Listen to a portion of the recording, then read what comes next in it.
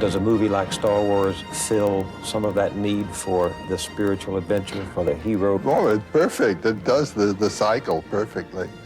It's not simple morality play. It has to do with the powers of life and their inflection through the action of man.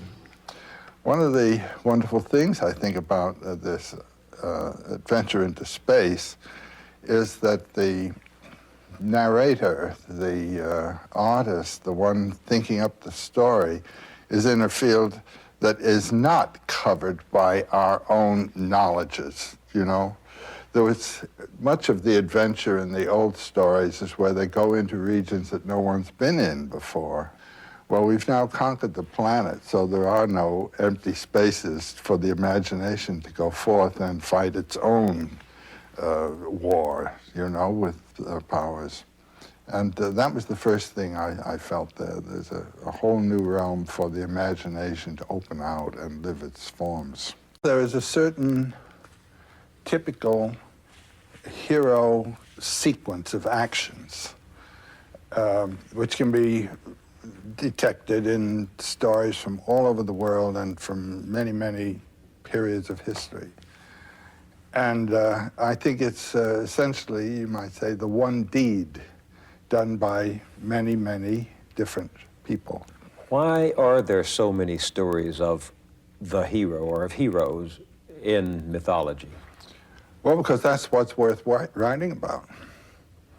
I mean, even in popular novel writing, you see, the main character is a hero or a heroine. That is to say, someone who has found or achieved or done something beyond the normal range of achievement and experience. A hero properly is someone who has given his life to something bigger than himself or other than himself. Do you, when you look at something like Star Wars, recognize some of the themes of the hero throughout mythology? Well, I think that George Lucas was using standard mythological figures. The old man as the advisor, well, specifically, what he made me think of is the Japanese sword master. Remember, a Jedi can feel the Force flowing through him. I've known some of those people, and this man has a bit their character. Well, there's something mythological, too, isn't there, in the sense that the hero is helped by this stranger who shows up and gives him some instrument, a sword or a sheaf of light, shaft of light. He gives him not only a physical instrument, but a psychological commitment and a psychological center. This time, let go your conscious self and act on instinct. So in all of these cultures, whatever the costume the hero might be wearing, what is the deed?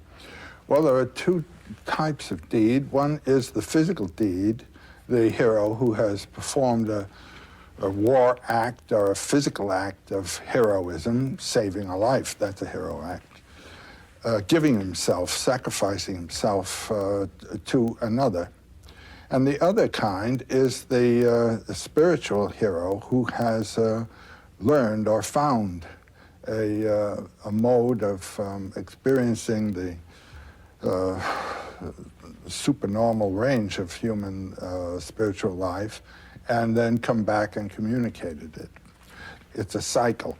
It's a going and a return that the hero cycle represents.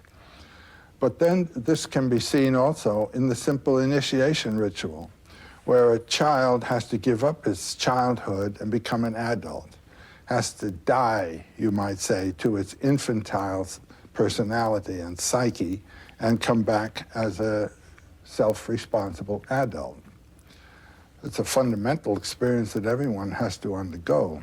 We're in our childhood for at least 14 years, and then to get out of that posture of dependency, psychological dependency, into one of psychological self-responsibility requires a death and resurrection. And that is the basic motif of the hero journey. Leaving one condition, finding the source of life to bring you forth in a richer or more mature or other condition. So that if We happen not to be heroes in the grand sense of redeeming society. We have to take that journey ourselves, spiritually, psychologically, inside us. That's right.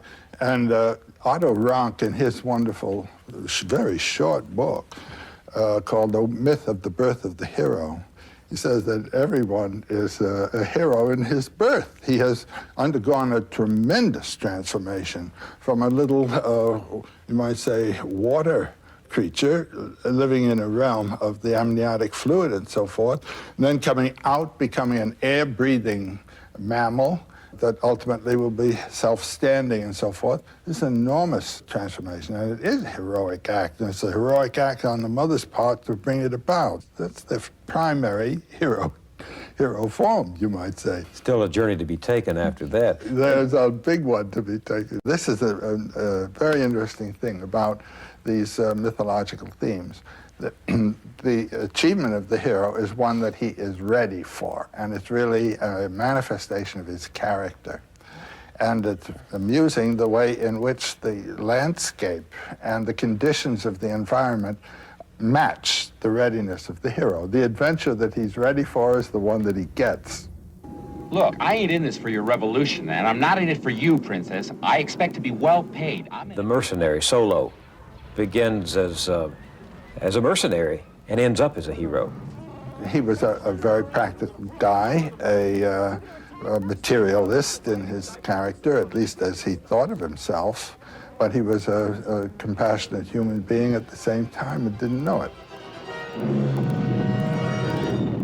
The adventure evoked a quality of his character that he hadn't known he possessed. I love you. I know. He thinks he's an egoist, he really isn't. And that's a very lovable kind of human being, I think, and there are lots of them functioning beautifully in the world. They think they're working for themselves, very practical and all, but no, there's something else pushing them. That's the message of the myth. You, as you know yourself, are not the final term of your being.